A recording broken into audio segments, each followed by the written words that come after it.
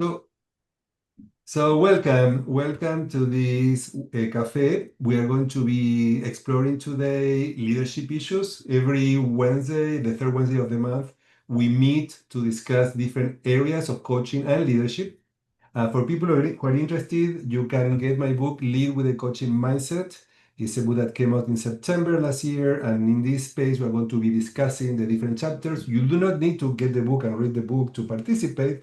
But if you do, you have maybe questions you may have, or you can follow the conversation we're having, but it's not a requirement at all. It's just nice to do if you can. So today we're going to be exploring the chapter one that is about leadership and coaching and why leaders who are coach-like, leaders who develop coaching skills can be a magnet for talent.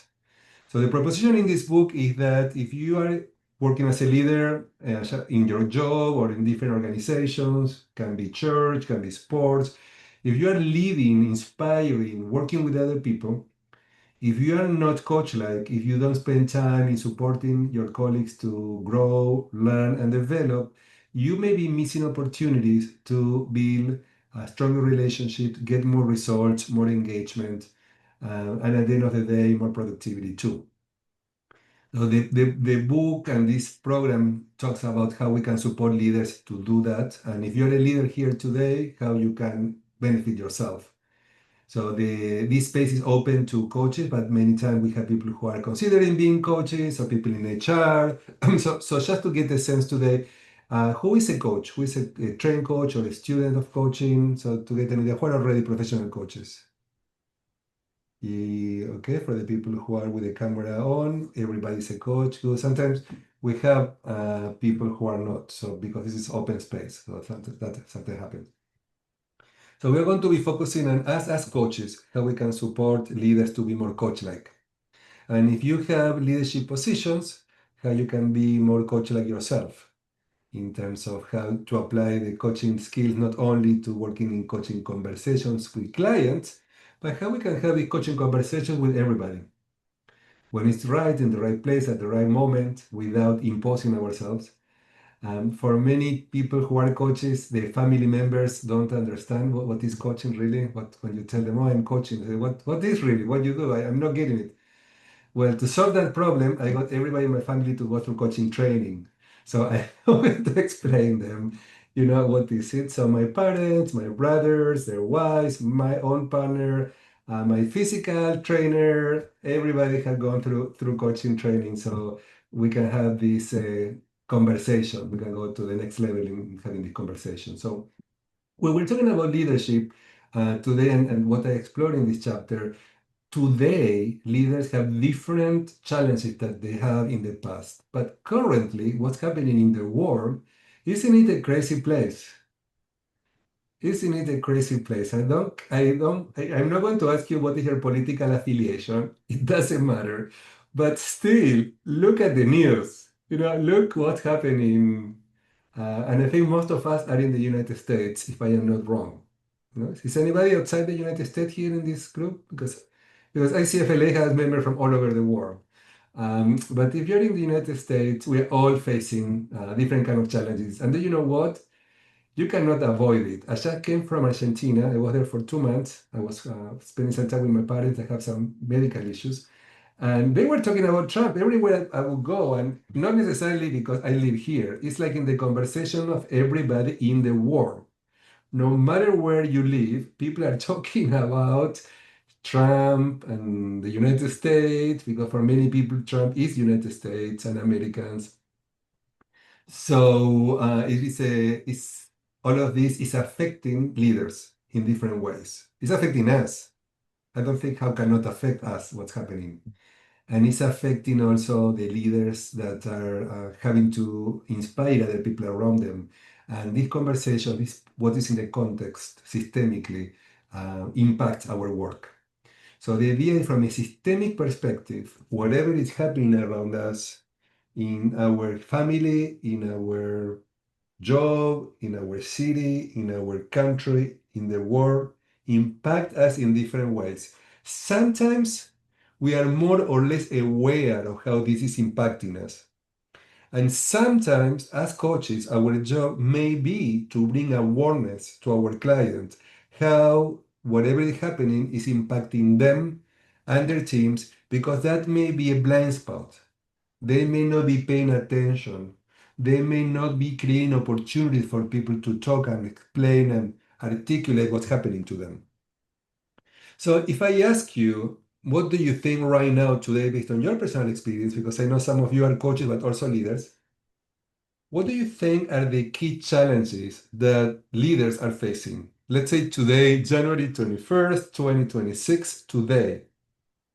And by the way, when I was writing this book 2 years ago, the book was going to be called Leadership After COVID, because the idea that COVID also changed everything about leadership, particularly working in hybrid context.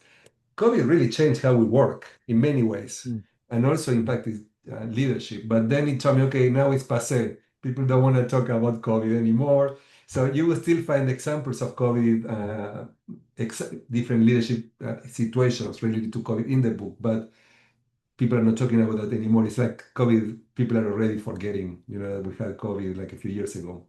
Can you see that? That people is not in our awareness anymore? Well, if I ask you right now, today, the leaders that you're working with or the people in your organizations, what are the key challenges that they're facing?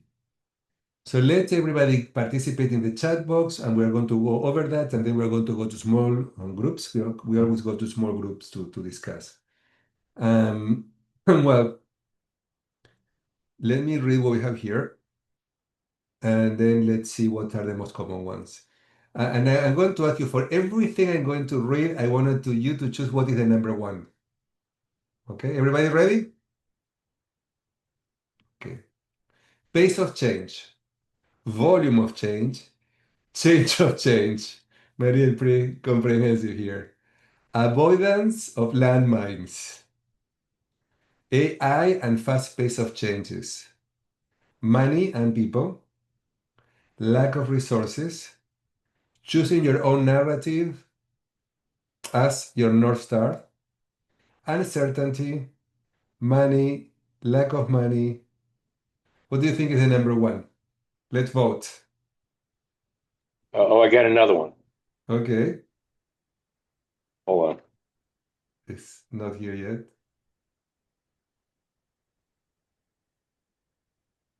Okay, what was that? Listening to the horrible news. And Yes. but that's not a US thing. I was talking to people in other countries. They have the same thing. So it's not it's a Yeah. worldwide thing. Uncertainty. Oh, Michelle, thank you very much for sharing this link. That's great. This is what we want to do here. We want to share resources. And yeah, what I'm going to do too is I'm going to send everybody a report I read last week from McKinsey that came up with a study about what are the strengths in leadership from this year, just now. So you can see what this research is saying in different places. But I would say that I agree with Maria and with who I said, and Gigi, uncertainty, uncertainty. And most of the time, we don't like uncertainty. Why? Why would we like uncertainty? As humans, we lose control. Yes, yes. Lack of control. What else?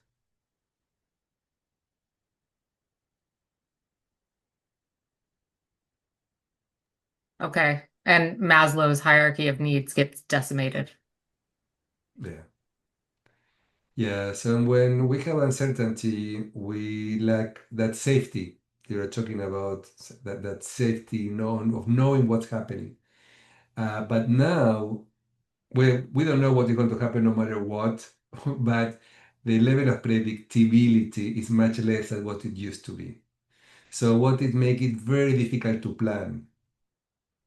So sometimes you don't know if you're going to be there tomorrow. I have been working with some of my clients that have been affected really badly for with the new administration from universities.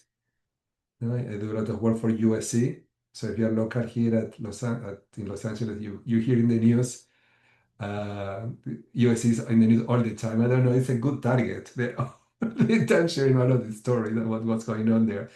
Um, but I do believe that many universities all over the country are being affected by the administration, government agencies, and government programs. You know, we have here some of my colleagues here from these different places who are in the session today. So sometimes it's about survival. Is this, I am going to be able to keep my job, you know, with all of these cuts, with this, we're talking about lack of money, lack of resources. So this is in the mind, in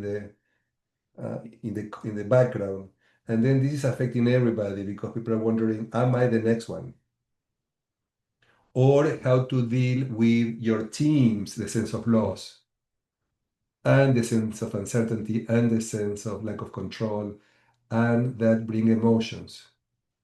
So here, emotional intelligence is one, as uncertainty is one of the biggest challenges of for leaders. Emotional intelligence is one of the most important skills they can have today.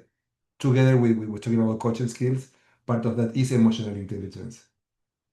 Is the ability to navigate these very emotional times. How many of you have emotions when you listen to the news? So anybody here had an emotion listening to the news in the last couple of days? So sometimes it's like I usually when I am driving, I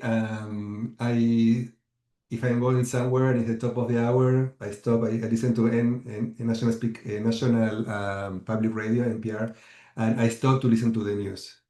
And yesterday I said, oh, I don't know if I want to do that. I think that I better leave my car and go to the gym. Don't wait, because I usually go to the top of the hour to the gym, and I always stop and listen to the news, and then I leave my car. But I say, okay, I don't want to listen. What is the latest? Somebody raised their hand. Beth, you raised your hand. If you have a question or comment you want to share, or what, Beth? What have I mistake?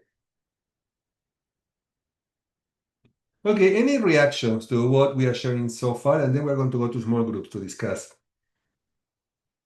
What are the challenges that leaders are facing, and what are the best strategies and skills that they need to deal with this? Any comments or reactions? Yeah, Barry, I want to mention some. I learned quite a while ago through tribal leadership, which I was steep deep in, a distinction called management versus leadership. And I find that people aren't aware of it. And when I bring it up, they have an aha moment. So management is the controls and the things you do, and the leadership is the vision of where you're going. And in a lot of companies, people are managers, but they say they're leaders, but they're busy managing. And it's not right or wrong. You need both. And that conversation that I have with a lot of clients helps, because then they can go, oh, it's like Reese's peanut butter cups, chocolate and peanut butter. Oh, this is management, this is leadership. Oh my God, how do I do both? Because often they're in the reactionary, got to do, which is often management, and they're not having the time for as much leadership. So that's just a concept I want to put out. Yeah. Thank you, Barry. And you need to add to that that organizations are not good at helping leaders to distinguish them. Like many times, there is not investment in leadership development because organizations that invest in developing their leaders know the difference. When leaders don't know the difference because they have not receiving even Yeah, basic training right. about what is expected from a leader and what is the difference between leadership and management. Yeah, and I don't know if I said this, I was thinking this, that in a lot of companies, what I think is a lot of companies, they come up through the ranks. They work, they have a team, then they Yeah. become manager, they become manager, they become manager, and then they become some kind of leader. And they're just not they're not taught, they don't have the distinctions. And I think that's where a lot of leadership coaching, training, experience really helps. I agree. I agree. And I think that many people who are great at what they do, they become supervisors or leaders because they are great at what they do, but that doesn't make them necessarily great leader because the skills are different.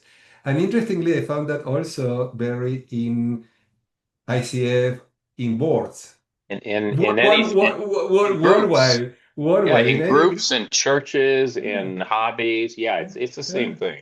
Yeah, making Oh, you a wow. good coach doesn't make you necessarily a good leader to lead and inspire other coaches working with you. You may think that it's the case, but not necessarily. Caroline. I think what is really striking, and maybe because I live in proximity of Washington, D.C., Mm, the complete disruption of normative values. mm. Um, I think that there are people who are reading the tea leaves and reckoning that they have to behave in a certain way and lead in a certain way, which is really throwing out a lot of the sort of traditional norms.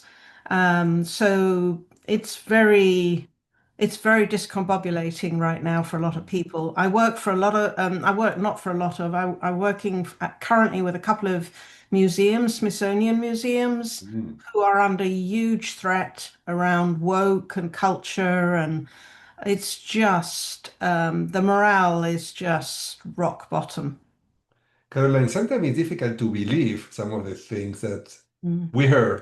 It's like it's reality. It's that I can Yeah. it's unbelievable. So thank you, Caroline, for saying a very important point. It's about values. Mm. What have been values and also role modeling. What is the role model from government in leadership to everybody else? What this is what is expected for leadership. What the kind of I don't know, but don't let's not go there, Joe.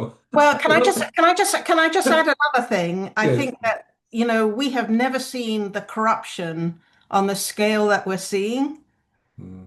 right? I mean, there's lots of agencies and organizations that follow, ethical standards, and yet we're seeing every day those ethical standards just being thrown out the window. Thank you for bringing it up. This is what we're going to be discussing next time. Next month, we're going to be discussing from the book, the chapter 2, that is about ethical leadership. Mm. So we can continue, Caroline, this conversation because I think it's an important one Yep. and it's a needed one. Joe?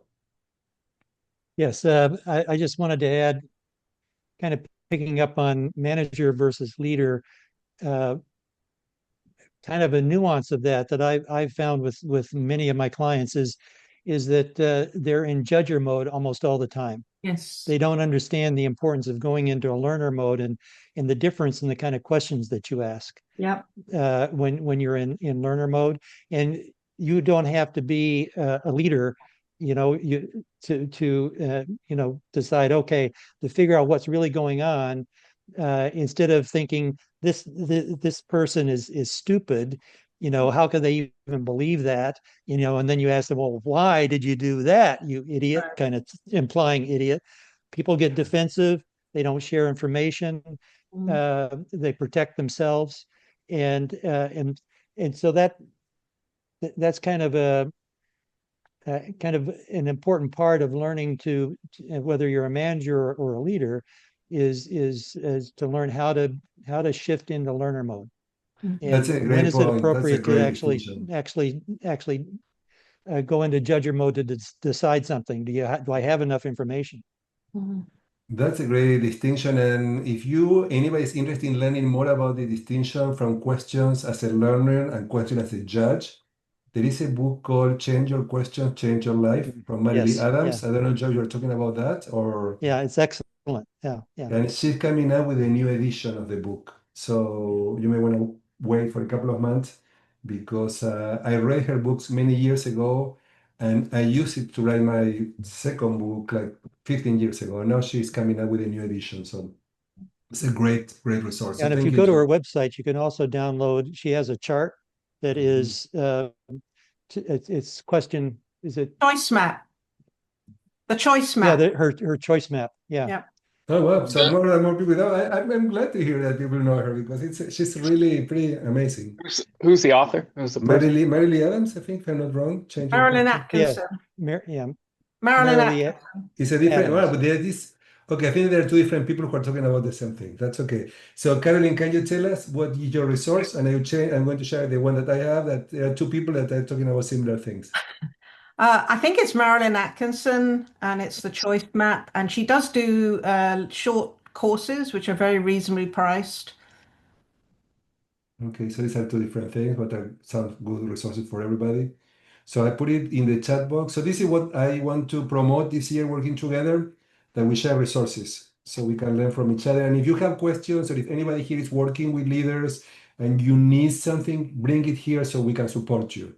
And if you have to do a training or a class or a speech or anything that you may be needing, this is a good place to come and work from a leadership perspective. Barry, you have one comment and then we're going to go to small groups. Yeah, I just, when Joe talked about the judgment that people have, or people can have, it dawned on me two things. One, let me just say this. Sometimes I ask people what's the difference between in judgment and I don't know where I learned this because I haven't read the book, but the difference between discernment and judgment. And I go through this thing of people use judgment to mean discernment, but they also kind of collapse distinction judging in there. That's one thing, and thank you for bringing it up, Joe. The other is that so before we go up, Barry, this is an interesting distinction just for clarification. As human beings, we're judging all the time, and we are talking about judging as interpreting, giving meaning to things. Yeah. And sometimes when we say judging, we think we give negative meanings. But that's a good discernment, can be positive or negative. But most of the time when we hear judgment is like a negative interpretation.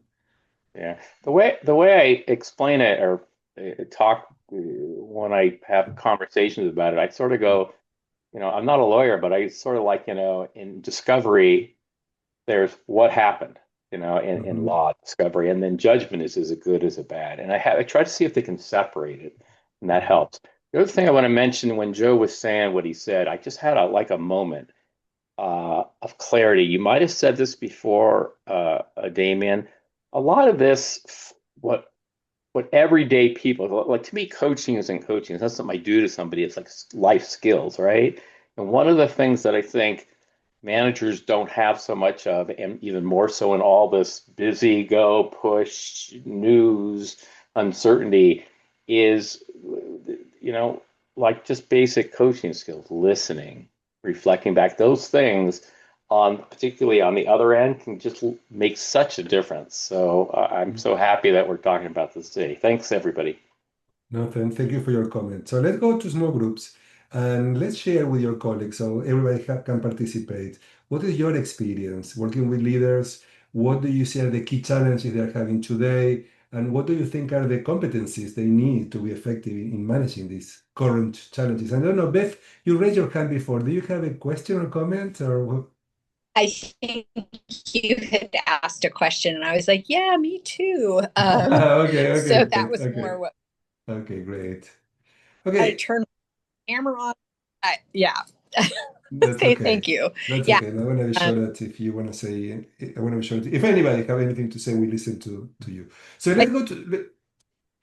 Listen to everybody. I'm not a coach. I want to become a coach. So I Okay. took your manager's course because I am a leader currently in my current role, but am interested in becoming a coach. So it's an interesting topic because I can kind of see a lot from the leadership perspective, but not yet so much from the coaching a leader perspective.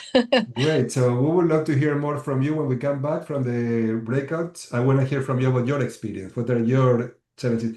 But I know many people here who are leaders in their organizations.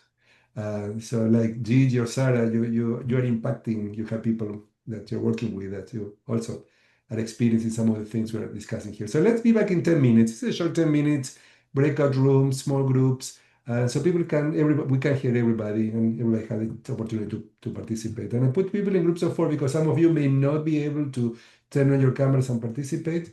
And if you just join, your colleague will tell you what to do. Okay, so let's be back in 10 minutes.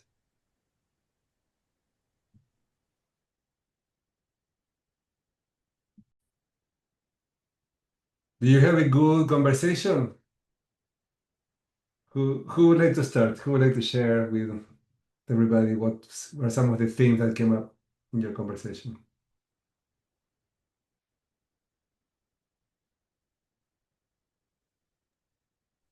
I think where our conversation was headed, we did some preliminary conversation. I think where the the conversation was starting to really get rich was about, as it was around the leadership qualities needed during times of uncertainty.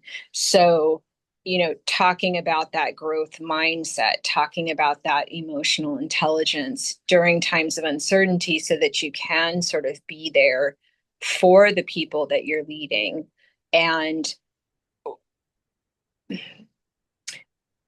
not be only reactionary, not only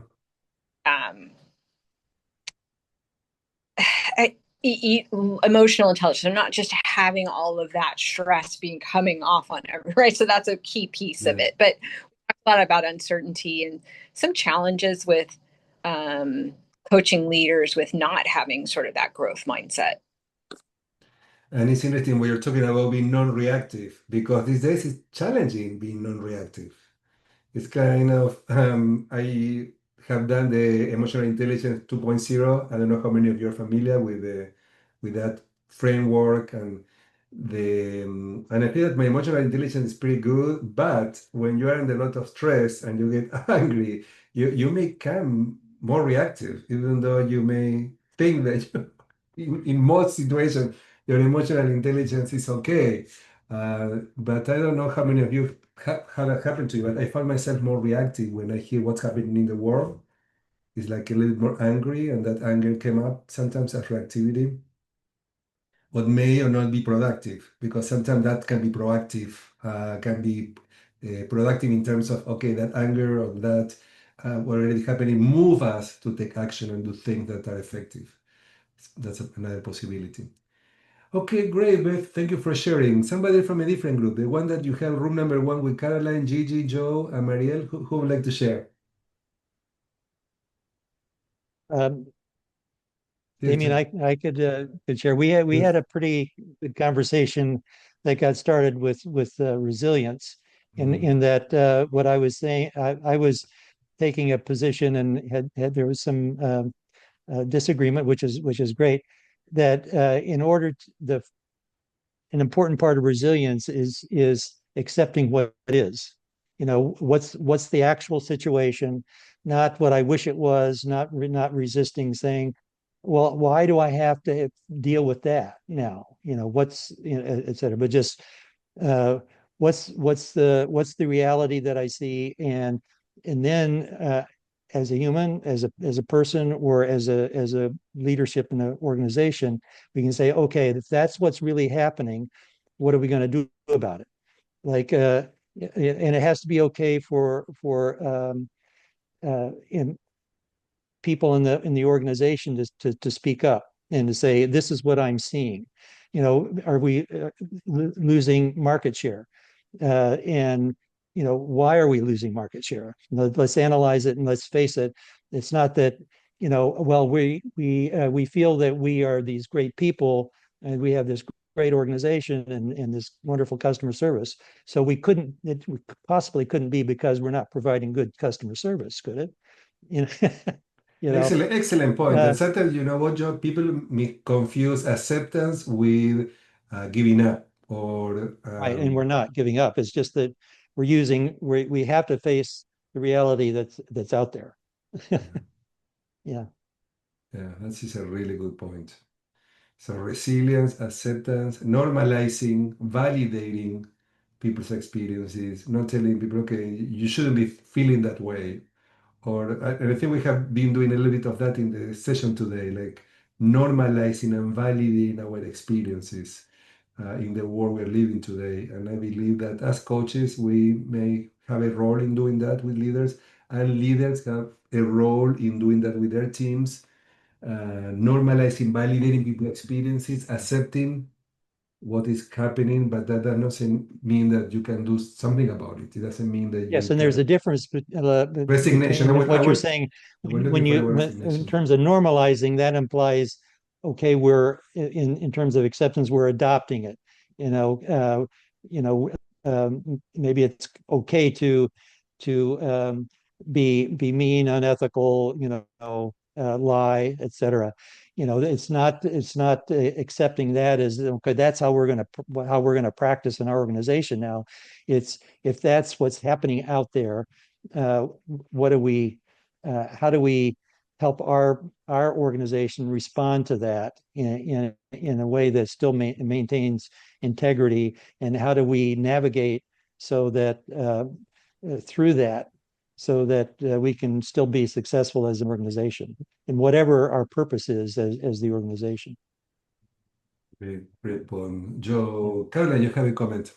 Yeah, we had a bit of a tense interaction because I think that under normal circumstances, I would be talking about, normalizing and, this is the reality. But we're in uncharted waters right now with a level of corruption and disruption and whole norms and laws being thrown out the window. So it may be because I'm near DC, just out there down the road, and the clients I work with. We have got leaders who are facing very fundamental value dilemmas right now. Mm-hmm. And there's no such thing as normalizing unless you want to collaborate with this unlawfulness and corruption. I'll say no more. Yeah. Well, I think that's the reason why it's so important to distinguish between acceptance and resignation. That doesn't mean you are resigned. Can everybody hear the difference in the distinction? So, but to be continued, we will continue the conversation next month because it's very interesting, and I think that this tension you are talking about is what we're experiencing in organizations today. It's what we're experiencing in the country. And this is what we're experiencing inside organization. And what is our role as coaches or leaders to navigate that in a way that is inspiring, that is inspiring and help people to keep going. In the last group, we have Beth, Kirsten, and Sarah. Who would like to share before we wrap up?